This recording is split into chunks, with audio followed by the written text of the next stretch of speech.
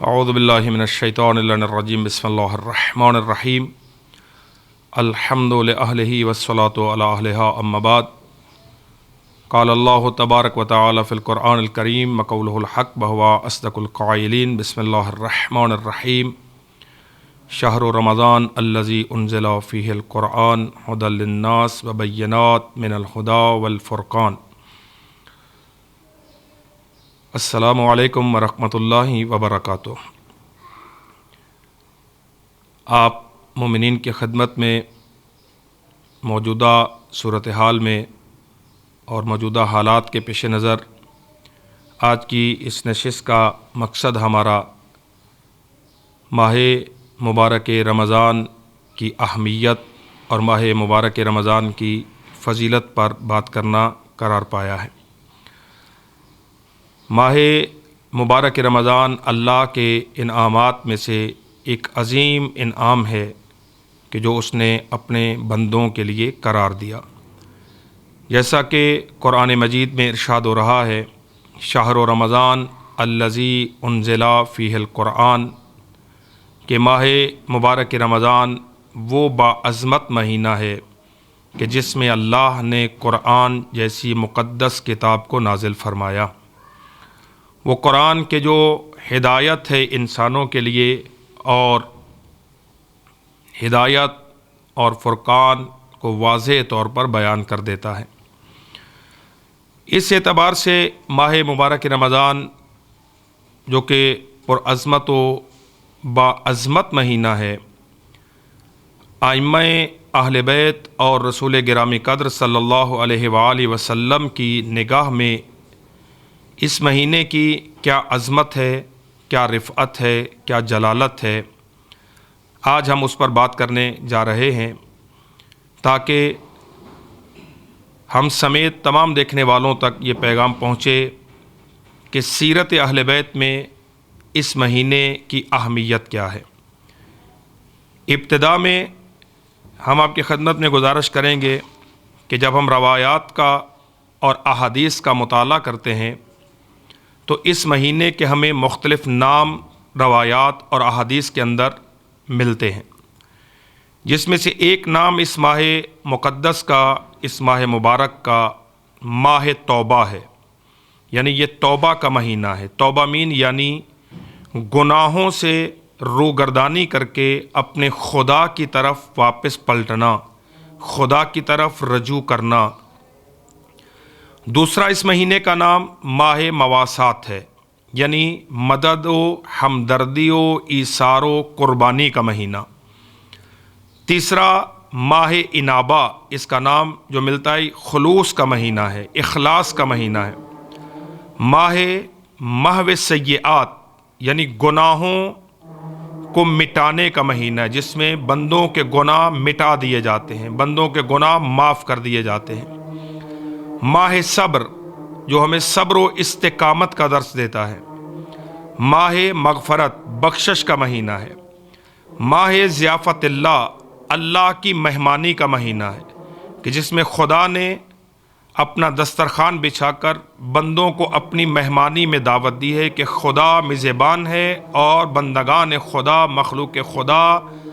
اس خدا کی مہمان ہے۔ اور اسی نام سے یہ واضح ہے کہ اس مہینے میں اللہ نے کتنی برکتیں رکھی ہیں، اس مہینے میں اللہ نے کتنی رحمتیں رکھی ہیں، خدا نے اس مہینے میں کتنے انعامات رکھے ہیں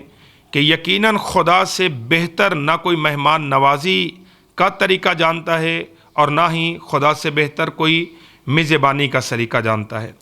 ماہ قیام ہے کہ جس میں انسان خدا کی بارگاہ میں نماز کو قائم کرتا ہے، تلاوت قرآن سے استفادہ کرتا ہے، دعاؤں کے ذریعے اپنے خدا سے اپنے رابطے کو مضبوط بناتا ہے۔ ایک نام اس کا روایات کے اندر ماہ اسلام بھی ہے، یعنی یہ اسلام کا مہینہ ہے جس میں لوگ اپنے دین کا اظہار کرتے ہیں۔ ماہ طہور یعنی طہارت و پاکیزگی کا مہینہ ہے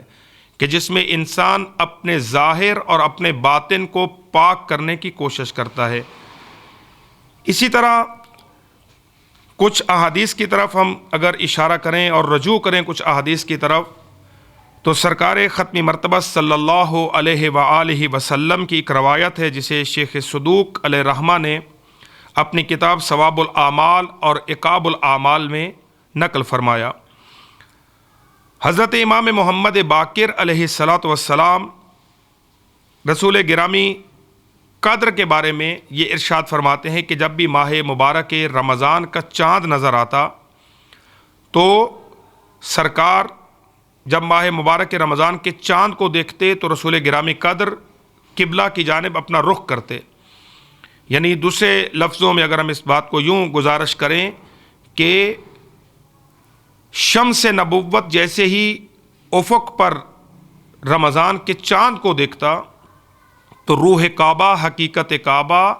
جسم کعبہ کی طرف رخ کرتی، اور رخ کرنے کے بعد سرکار ایک دعا تلاوت فرماتے، اللہم احلہ علینا بالامن والایمان والسلامہ والاسلام والعافیہ، کہ پروردگار تو اس چاند کو ہمارے لیے امن و سلامتی و اسلام و ایمان کا چاند قرار دے۔ اور پھر یہ دعا کرتے کرتے آخر میں جا کر یہ فرماتے کہ ہمیں سلامتی عطا فرما اس ماہ مبارک رمضان کے روزے رکھنے کے لیے۔ اور پھر جب یہ دعا فرما لیتے اور دعا فرمانے کے بعد پھر سرکار مسلمانوں کی طرف رجوع کرتے، فیقول یا معاشر المسلمین، اے گروہ مسلمین، اے مسلمانوں، اذا طلع ہلال الشہر رمضان، توجہ کرو اس بات کی طرف کہ جب بھی آسمان پر رمضان کا چاند طلوع کرتا ہے تو سرکار فرماتے کیا ہوتا ہے، غلت مردت الشیاطین، کہ شیاطین زنجیروں میں جکڑ دیے جاتے ہیں، گمراہ کرنے والے جکڑ دیے جاتے ہیں، انہیں پابند سلاسل کر دیا جاتا ہے۔ وفتحت ابواب السماء، آسمان کے دروازے کھول دیے جاتے ہیں۔ وابواب الجنان وابواب الرحمہ، صرف آسمان کے دروازے نہیں کھولے جاتے بلکہ اس کے ساتھ جنت اور رحمت کے دروازے بھی کھول دیے جاتے ہیں۔ غلقت ابواب النار، جہنم کے دروازوں کو بند کر دیا جاتا ہے۔ واستجیبت الدعاء، دعائیں قبول ہوتی ہیں۔ وکان للہ عند کل فطر اتقاء یاتقہ من النار، اور خدا بند متعال ہر افطار کے وقت جیسے روزہ افطار ہوتا ہے تو کئی جہنمیوں کو جہنم کی آگ سے آزاد کرتا ہے۔ ونادا منادن کل لیلہ، اور ماہ مبارک رمضان کی ہر رات ایک ندا دینے والا، پکار کرنے والا پکارتا ہے، منادی ندا دیتا ہے، حل من سائل حل من مستغفر، کہ کیا کوئی ہے مانگنے والا، کیا کوئی ہے استغفار کو طلب کرنے والا، کہ اللہم اعط کل منفق خلفا وکل ممسک تلفا، کہ پروردگار ہر خرچ کرنے والے کو اس کا عوض عطا فرما اور ہر بخیل کے مال کو طلب فرما۔ یہاں تک سرکار فرماتے حتیٰ اذا طلع ہلال شوال، حتیٰ کہ شوال کا چاند نمودار ہو جاتا ہے، ماہ مبارک گزرتا ہے اور چاند رات نمودار ہوتی ہے، یعنی عید کا چاند نمودار ہوتا ہے۔ ندی المؤمنون، جیسے ہی عید کا چاند نمودار ہوتا ہے، شوال کا چاند نظر آتا ہے تو اس وقت مومنین کو ندا دی جاتی ہے، صاحبان ایمان کو ندا دی جاتی ہے کہ انغدوا الی جوائزکم، کہ آؤ اپنی اپنی جزا حاصل کرنے کے لیے، اپنی جزا پانے کے لیے، اپنا انعام پانے کے لیے پہنچو۔ فہو یوم الجائزہ، کہ آج کا دن یعنی عید کا دن تمہاری جزا کا دن ہے، جو تم نے 30 دن زحمت کی ہے، 30 دن مشقت کی ہے، 30 دن اطاعت الہی میں گزارے ہیں، آج عید کا دن تمہارے لیے جزا کا دن قرار دے گا۔ ثم قال ابو جعفر اما والذی نفسی بیدہ ما ہی بجائزۃ الدنانیر والدراہم، حتیٰ یہاں تک پہنچنے کے بعد حضرت امام محمد باقر علیہ الصلوۃ والسلام ارشاد فرماتے ہیں کہ قسم ہے مجھے اس پروردگار کی کہ جس کے قبضہ قدرت میں میری جان ہے، ما ہی بجائزۃ الدنانیر والدراہم، کہ یہ جزا نہ درہم ہے اور نہ ہی دینار ہیں۔ یہ جزا کیا ہے کہ جیسے ہی عید کے دن روزہ دار خدا کی بارگاہ میں آتے ہیں اور نماز عید کو ادا کرتے ہیں تو ندا دی جاتی ہے کہ خدا نے تمہارے تمام گناہوں کو معاف کر دیا ہے۔ اب اس حدیث مبارک سے جو بات ہمارے سامنے روز روشن کی طرح واضح ہوتی ہے وہ یہ ہے کہ یہ مہینہ سرکار رسالت مآب صلی اللہ علیہ وآلہ وسلم کی نگاہ میں کس قدر باعظمت ہے، کس قدر با جلالت و با رفعت ہے، اور سرکار نے ان الفاظ کے ذریعے سے امت مسلمہ کو